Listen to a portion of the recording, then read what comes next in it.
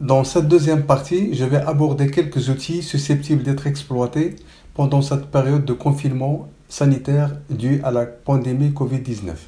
Les enseignants ont mis en valeur plusieurs outils qu'on peut subdiviser en deux catégories.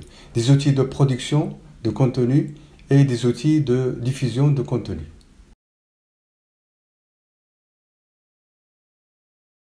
Tous ces moyens et ressources doivent être utilisés d'une manière raisonnée selon les objectifs visés afin d'assurer leur efficacité et leur impact dans les apprentissages des élèves.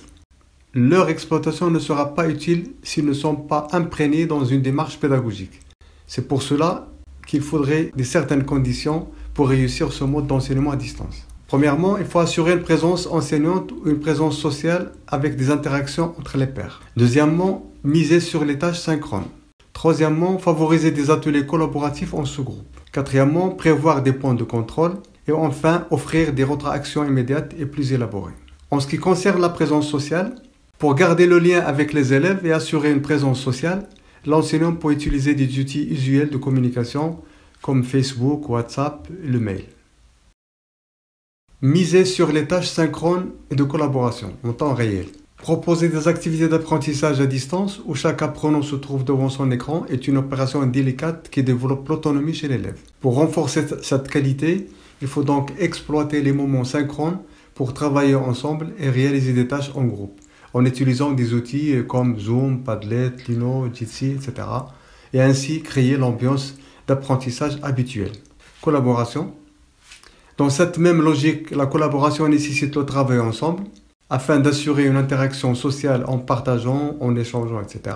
Il faut donc transmettre ce genre de compétences virtuellement, même si c'est difficile d'être motivé en étant seul. Prévoir des points de contrôle.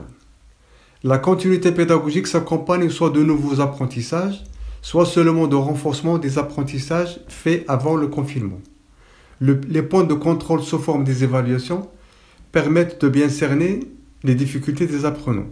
Pour y remédier, il existe plusieurs outils pour cette fin. Voici quelques-uns, Quizlet, Kahoot, etc. Offrir des rétroactions immédiates plus élaborées, le feedback. Le feedback est le premier facteur essentiel de la motivation et de l'engagement de l'élève. Il doit être exploité comme source d'apprentissage. Là, on peut utiliser des outils comme Screencast-Matic qui permet d'enregistrer et de faire un feedback vidéo rapidement. Text to MP3 qui permet de transformer le texte en MP3. Framapad qui permet de réagir par le texte. Il faut donc mettre les apprenants en interactivité avec l'outil numérique et s'en servir de ce feedback. Je conclus mon intervention en présentant quelques recommandations. Tout d'abord, composer avec les technologies. Les élèves n'ont pas tous les mêmes moyens. Il faut donc s'adapter à l'existence et à la technique qui est disponible chez les apprenants. Il faut aussi s'adapter à leur niveau d'acculturation numérique. Ce n'est pas parce qu'ils sont jeunes, parce qu'ils utilisent leur smartphone, qu'ils sont automatiquement bien armés pour utiliser toutes ces technologies. Impliquer les élèves et les parents. L'école à la maison implique davantage les parents dans ce processus. On peut donc apporter des conseils sur les outils et sur les apprentissages, mais aussi c'est l'occasion d'écouter leur retour. Ce sont les bonnes bases pour travailler avec la communauté. Repenser l'infrastructure de l'école. C'est l'occasion d'aborder le sujet de la refonte de l'infrastructure de l'école. Il faut donc penser à mettre en place des outils de travail à l'école, comme le site internet, comme la plateforme, comme une page Facebook pour l'école, ou de discuter de l'importance des outils mis par le département de l'éducation nationale au profit des élèves, des parents et des enseignants.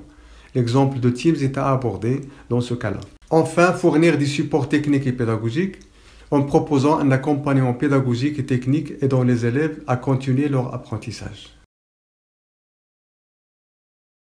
Merci de votre attention. Restez chez vous.